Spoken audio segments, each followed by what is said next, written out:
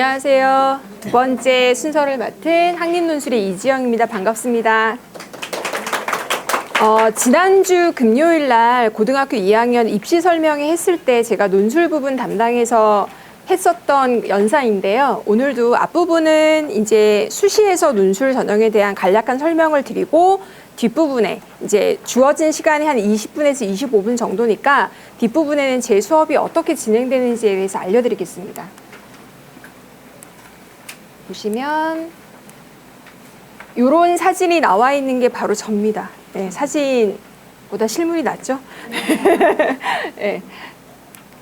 자, 일단 논술 전형의 특징을 한번 보시면 수시에서는 여러 가지 전형이 있는데 많은 학생들이 지원하는 전형은 대표적으로는 학생부 종합 전형이 있을 거고 학생부 교과 전형을 지원하는 친구들은 사실상 소수에 해당하잖아요. 왜냐하면 그러니까 내신 자체가 굉장히 좋은 친구들을 중심으로 선발하는 전형이니까 그러니까 대부분의 학생들은 학생부 종합 전형을 갈 것인가 아니면 좀 일찌감치 논술 전형을 준비할 것인가 이런 어떤 고민에 있을 텐데 그리고 3학년이 되면 두 개 모두 다 지원하는 친구들이 훨씬 더 많긴 합니다.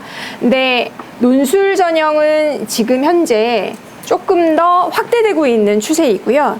아마 고등학교 1학년이나 2학년 때는 논술 전형에 대해서 관심도 없으셨을 거고 올해 초만 하더라도 그러니까 이게 어떤 의미가 있는지에 대해서 크게 모르셨을 텐데 시간이 지나면 지날수록 고등학교에서 학년이 올라가면 올라갈수록 논술 전형이 반드시 필요한 전형이라는 걸 아실 수 있을 거예요. 왜냐하면 내신을 열심히 준비해서 학생부 종합 전형으로 지원을 하려고 했으나 우리 아이가 받은 내신으로 지원할 수 있는 대학은 어느 정도 나와 있거든요. 내신은 2학년 때까지의 내신 또는 3학년 1학기 때까지 내신이 반영되긴 하지만 2학년 때까지의 내신만 보더라도 이 정도면 어느 정도 대학을 지원할 수 있을지가 윤곽이 나옵니다. 왜냐하면 대학들이 이미 입시 결과에서 발표하고 있고요. 그래서 내신이 3등급 대 내신이다. 일반고 기준으로 했을 때 3등급 되면 인서울이 가능권 4등급을 넘어가면 인서울은 조금 많이 어려운 근데 사실 고등학교 다니는 애들이 3등급이나 4등급 내신 받는 거 공부 안 한 거 아니거든요. 나름대로 열심히 했는데 자기가 원하는 만큼 못 받았을 뿐이에요. 그렇다면 어떻게 할 것인가? 그때부터 아이들이 그러면 나는 수능 정시로 올인하겠어 라고 이제 점점 방향을 바꿉니다. 그런데 아이는 열심히 하지만 경쟁자들도 함께 열심히 하니까 생각하는 것만큼 수능 등급이 안 나올 수 있어요. 그럴 때 학종도 마음에 안 들고 수능은 조금 불안하고 라고 했을 때 아이들한테 기회를 주는 건 논술 전형입니다. 다행히 그래서 논술 전형이 계속적으로 축소되고 있었지만 없어지지 않고 이제 앞으로는 좀 더 변별력을 가질 수 있는 게 수능 쪽으로 무게중심이 넘어가니까 계속적으로 논술 전형은 유지되거나 조금씩 확대될 가능성이 있다라고 봅니다. 그리고 학생부의 변별력이 약화된 건 아시죠? 네. 그러니까 아이들의 학생부에서 비교과 부분이라고 하는 게 대폭 축소가 됐잖아요. 저는 그 중에서 조금 이해하기 어려운 거는 3학년 때 자기소개서 쓰지 않는 거? 아이들은 당장에는 좋아해요. 자기소개서를 쓴다라는 게 되게 부담이니까. 하지만 학생부를 통해서 드러내지 못하는 자기의 이야기를 할 수 있는 게 자기소개서인데 그게 폐지가 됐고 그리고 조금 더 이해가 안 되는 건 학생부 중에서 독서 목록이 미반영되거든요.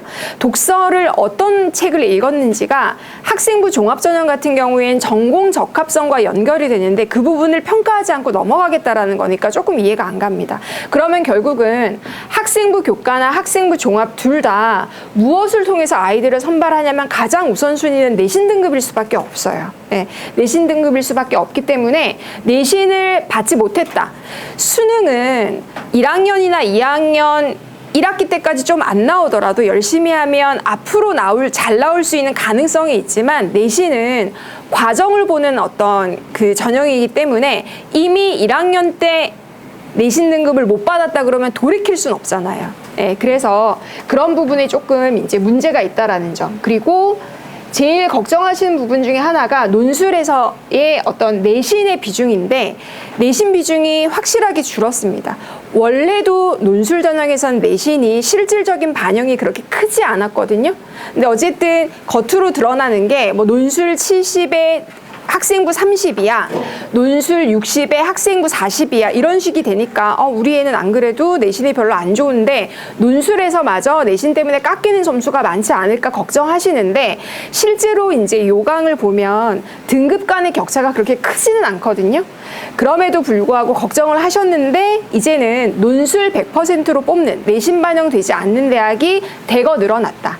지금 현재 대입 논술을 실시하는 대학 중에서 약 3분의 1 정도가 내신 반영 없이 논술 100%로 뽑거든요. 물론 여기에는 수능 최저 조건이 붙습니다.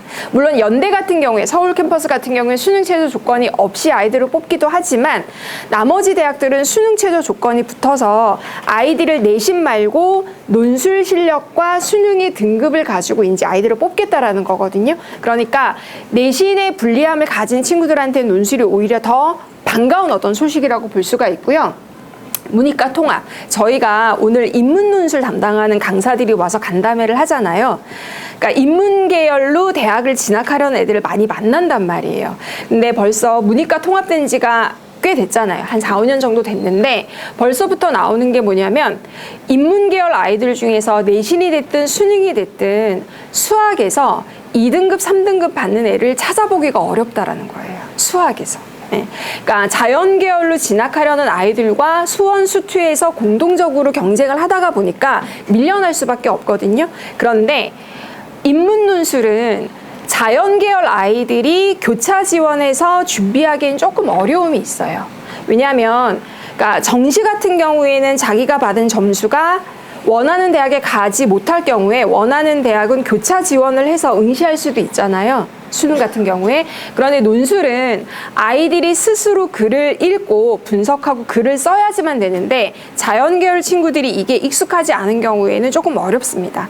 수학에서의 불리함을 가지고 있고 문과적인 어떤 사고 능력을 가지고 있는 친구들, 또는 이과로 대학을 가겠다라고 마음을 먹지만 약간의 어떤 문과 쪽으로 교차 지원을 하려고 하는 친구들도 인문논술하는 경우가 많거든요. 그래서 문이과가 통합되어 있는 이런 상황에서 내신도 수능도 수학 때문에 잘 안 나오는 친구들이 도전할 수 있는 게 인문논술이다. 이걸 이제 말씀드리고요. 자, 요거는 내신 반영 비율입니다. 내신 반영 비율을 보면 여기가 논술 100%, 내신 반영이 없는 대학이거든요. 보시면 글자 수를 보면 여기가 압도적으로 많죠. 네, 그러니까 논술로 뽑는 대학이 훨씬 더 많다라는 점. 그리고 여기 제가 빨간색으로 표시하고 밑줄 그은 거는 올해부터, 지금 올 고3부터 논술이 새롭게 시작되는 그런 대학들이고요. 보시면 여기에 뭐 가톨릭대나 중앙대나 동국대에 제가 가로하고 이제 숫자를 써놨잖아요. 저게 뭐냐면, 반영하는 교과 중에서 상위 10개 과목만 내신을 반영하겠다. 반영하는 교과목 중에서 상위 5개 과목만 반영을 하겠다라는 거거든요. 그러면 논술에서도 어떤 특정한 교과의 내신 때문에 불리하다라고 불안해하는 친구들이 그 과목을 빼고 나머지 잘 받은 과목에서 내신이 반영되니까 실질적으로 내신의, 그러니까 실질 반영은 그렇게 두려워할 만큼은 아니다. 그리고 대부분 논술은 3등급, 4등급, 5등급, 6등급의 내신을 받은 친구들이 넣습니다. 1, 2등급은 논술에 목맬 필요 없는 친구들이잖아요. 학생부 교과나 학종이라고 하는 어떤 기회가 있으니까. 3, 4, 5, 6등급 친구들이 수능과 함께 준비할 수 있는 게 논술 전형이라는 걸 말씀드리고요. 자, 요거는 논술의 경쟁률입니다. 논술 경쟁률 때문에 겁을 되게 많이 내시는데, 수능 최저가 있는 대학은 원서 넣을 때 경쟁률과 실제 경쟁률의 차이가 많이 나요. 보통 원서 넣을 때 경쟁률에 비해서 3분의 1에서 4분의 1 정도로 줄어든다라고 보시면 됩니다. 예. 그래서 여기에 보시면 뭐 경희대 같은 경우에는 여기 호텔 경영학과 55.7대 1이었지만 실제 경쟁률은 22.3대 1로 떨어졌거든요. 물론 22.3대 1도 낮은 경쟁률은 아닙니다만 55대 1보다는 훨씬 더 낮아졌잖아요. 그리고 경희대는 원래, 그러니까 대학의 레벨에 비해서는 수능 최저 조건이 조금 낮은 편이기 때문에, 약한 편이기 때문에 상위권 친구들도 지원을 많이 하고 그리고 좀 더 논술을 통해서 상향 지원하려고 하는 친구들도 많이 넣는 그런 대학이기 때문에 원래 경쟁률이 조금 높은 편이 있고요. 그런데 문제는 여기 동국대 같은 경우에도 보시면 77대 1에 해당하는 미디어 커뮤니케이션 전공, 아이들이 제일 좋아하는 거, 뭐 언론, 홍보, 영상 이쪽과 관련된 학과 아이들이 되게 좋아하거든요. 여기는 언제나 최고의 경쟁률을 보입니다만 실제 경쟁률은 24.6대 1로 확 떨어져요. 네, 확 떨어진다는 점. 이거는 저희가 그냥 추정해서 실은 게 아니라 요즘은 대학들이 입시 결과를 입학처 홈페이지를 통해서 매년마다 발표하고 있고 거기에 따라서 저희가 정리를 한 것일 뿐입니다. 네, 보시면 되고. 자, 그리고 두 번째.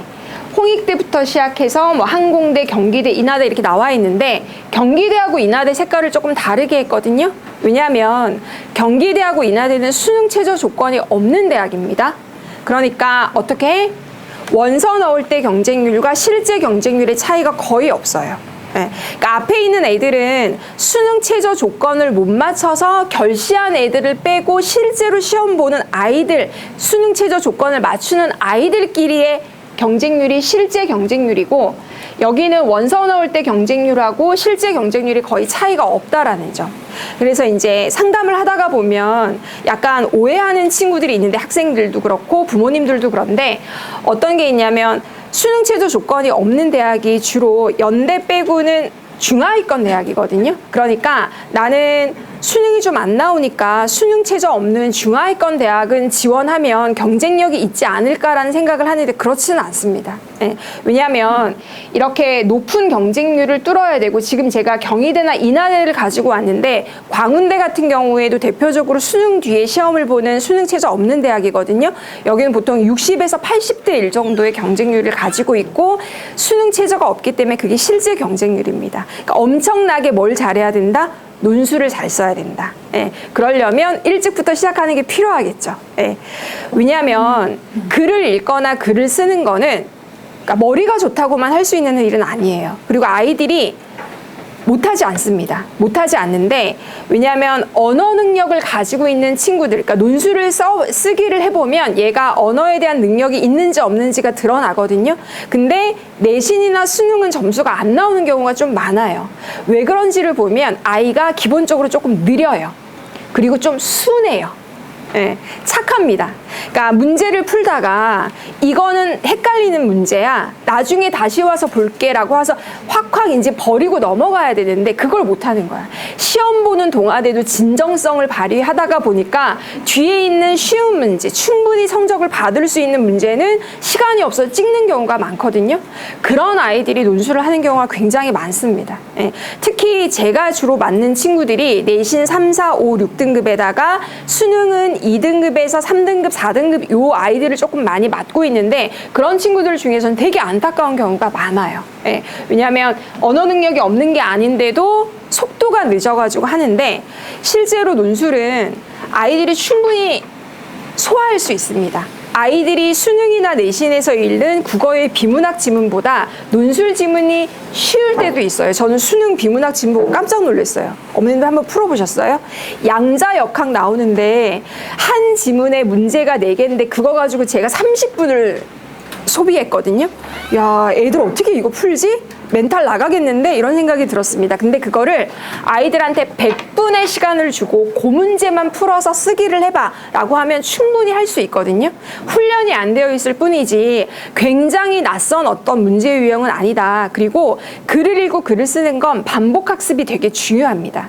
어머님들도 어떤 중요한 문자를 보내야 돼. 뭐 예를 들어서 학교 선생님이나 아니면 이제 어르신들한테 문자를 보내야 된다라고 하면 바로 문자로 보내지 않고 메모장 같은데 일단 한번 써놓고 초볼로 한번 써놓고 찬찬히 읽어보고 오해할 소지가 없는지 또는 예의에 어긋나는 건 없는지 고민하고 고쳐 쓰고 하시잖아요. 그러니까 그러다가 보면 처음에 썼던 문자에 비해서 두 번째, 세 번째 고쳐 쓴 문자가 훨씬 더 좋아지잖아요. 문자도 그런데 하물며 한 1년 또는 1년 반 정도 연습하는 이런 글은 훨씬 더 반복 학습이 중요하고 좋아집니다. 예, 그런 것들을 말씀드리고요. 그리고 논술 전형의 수능 최저 조건입니다. 시간이 왜 이렇게 없지? 수능 최저 조건이 있는데 이렇게 됩니다. 고려대는 조금 무리하죠. 예, 4, 8 이내면 엄청 높은 거거든요. 예, 그러면 이렇게 보셔야 돼요. 이제 아직 고3이 아니라서 모르실 텐데 저 정도의 수능 최저 조건을 요구한다. 그러면 원서 넣을 때 경쟁률은 학교에 브랜드가 있으니까 많이 넣겠지만 실질 경쟁률은 한 자리 숫자로 떨어질 가능성이 높겠다. 이렇게 이제 생각을 하셔야 될 것 같고요.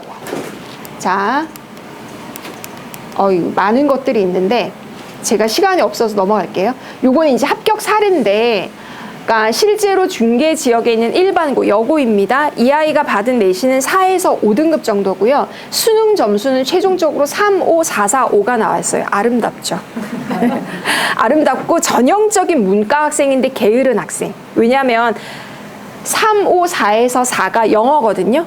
국어가 3등급 나오는데 영어가 4등급 나와? 영어 단어 부족한 거거든요. 그러니까 지금 2학년 아이들이 영어 성적이 안 나온다. 국어가 영어보다 더 잘 나온다. 그러면 걔는 영어 단어를 안 외우는 거예요. 지금부터 외우기 시키셔야 돼요. 저는 이렇게 수능에 대한 것도 3학년 1학기 때까지는 관리를 합니다. 왜냐하면 앞에서 말씀드린 것처럼 수능 최저 조건을 맞추는 게 아이한테 유리해요. 실질 경쟁률이 떨어지니까. 그리고 수능 최저를 맞추면 맞출수록 쓸 수 있는 대학은 더 늘어나거든요. 그래서 그렇게 하는 거고, 이 친구는 올고즌 아이입니다. 문헌정보학이 아니면 죽음을 달라, 이런 친구인데 문헌정보학과가 의외로 많지 않아요. 많이 없어졌습니다. 많이 없어졌는데 학종으로는 명지대와 대진대 문헌정보학과를 합격을 했고요.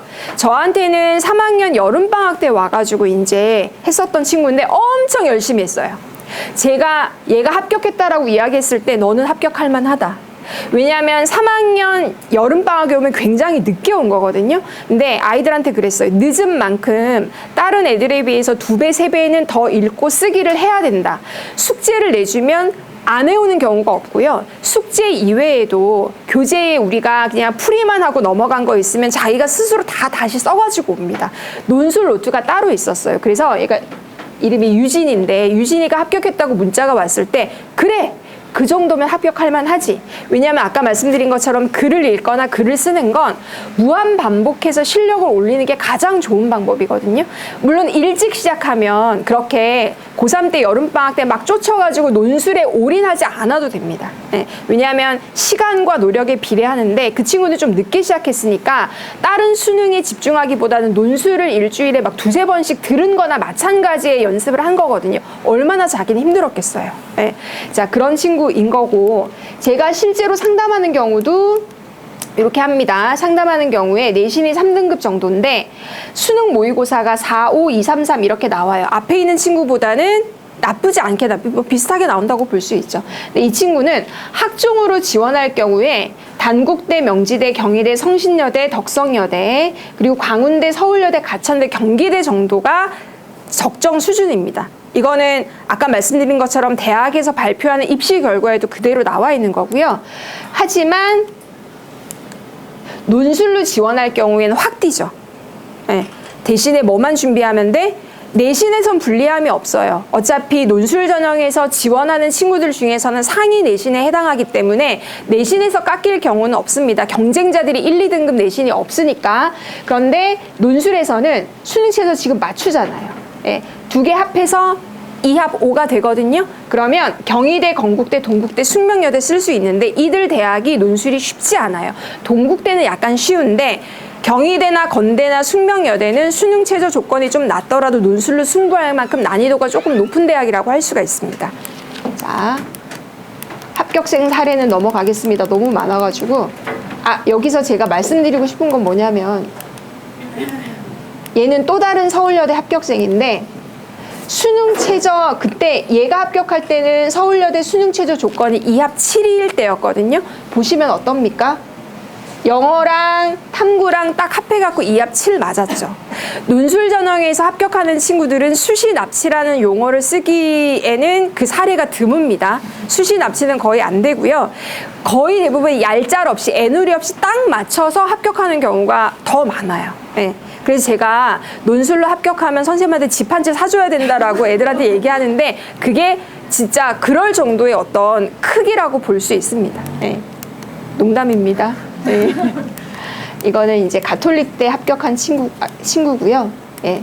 수능 최저 조건이 없는데 이 친구는 단국대에 합격했던 친구입니다.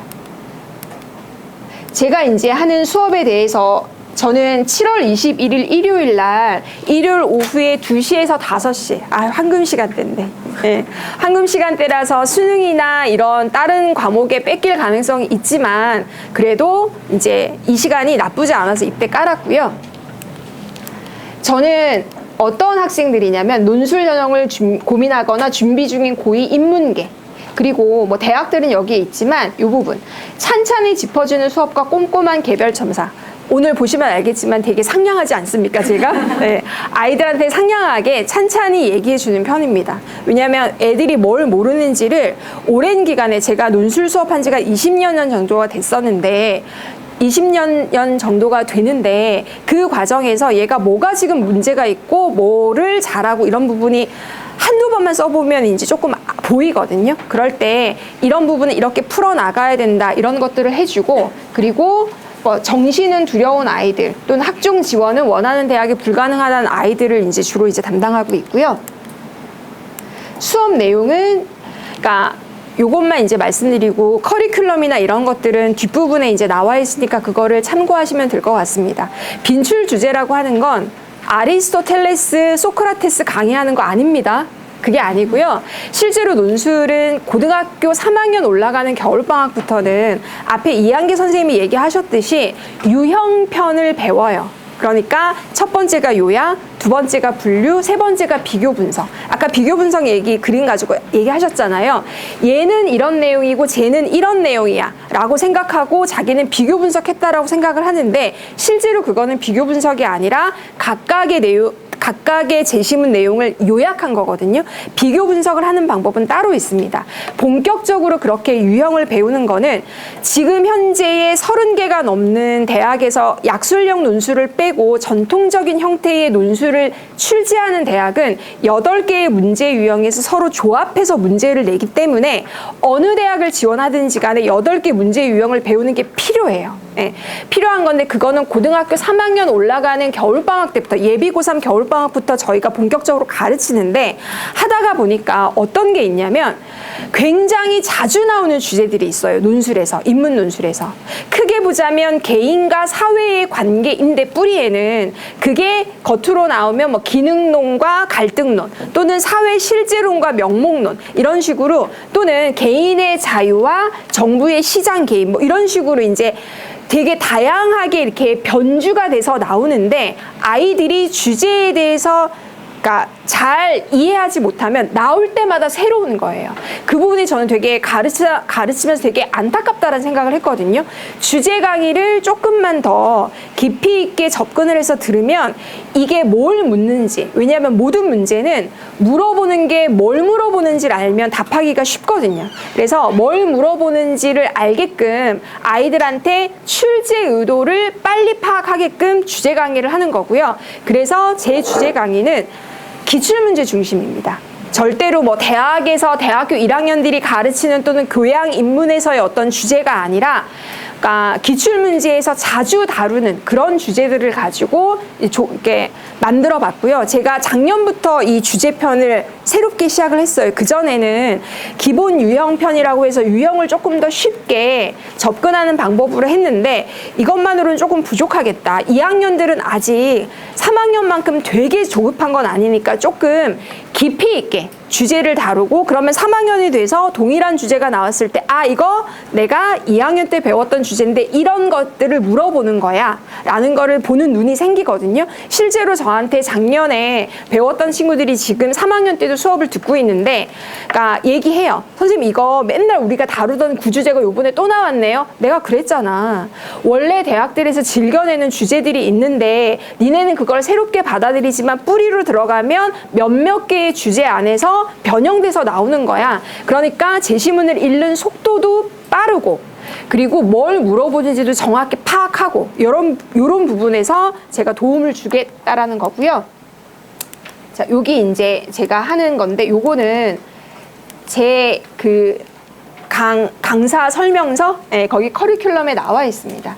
그래서 수업 진행은 거의 비슷하게 진행이 되고요. 예, 그러니까 처음에 1시간 동안은 관련 주제에 대해서 기출 문제를 가지고 아이들한테 독해하고 분석하는 걸 합니다. 그리고 동일한 주제인데 다른 대학에서 나온 다른 문제를 가지고 쓰기를 하고요. 그리고 쓰기 한 거는 1대1 대면 첨삭을 하고 물론 당연히 해제 강의도 하고 그리고 한 번으로는 안 끝납니다. 반드시 저는 다시 쓰기를 시키거든요. 다른 선생님들도 그걸 시키시지만 저는 왜냐하면 하나의 글을 완벽하게 써보는 경험이 굉장히 축적되면 나중에는 글쓰기 실력이 확 늘어나기 때문에 그렇게 하고 그리고 제가 여기에서는 인문논술 강사로 있지만 사실은 저기 중계 미탐, 미래탐구에서는 입시 상담 입시 연구소의 소장을 맡고 있거든요. 그래서 아이들이 고등학교 3학년 또는 2학년 때 준비해야 되는 입시에 대한 부분은 외부적인 조건이고 그거 부분에 대해서는 정보를 주지만 아이한테 맞게끔 입시 전략이라든지 아니면 애들이 되게 불안해할 때 불안해하는 요소를 제거하기 위한 상담 등을 조금 많이 하는 편입니다. 네, 그래서 공부를 하는 데 있어서 많은 도움을 주게끔 그렇게 멘토로서의 활약도 하고 있다는 점 알려드리고요. 1시간 정도 주시면 좋은데 저 어차피 지금 5분 정도 오버가 된 것 같아서 여기까지 하고 저는 마치겠습니다. 감사합니다.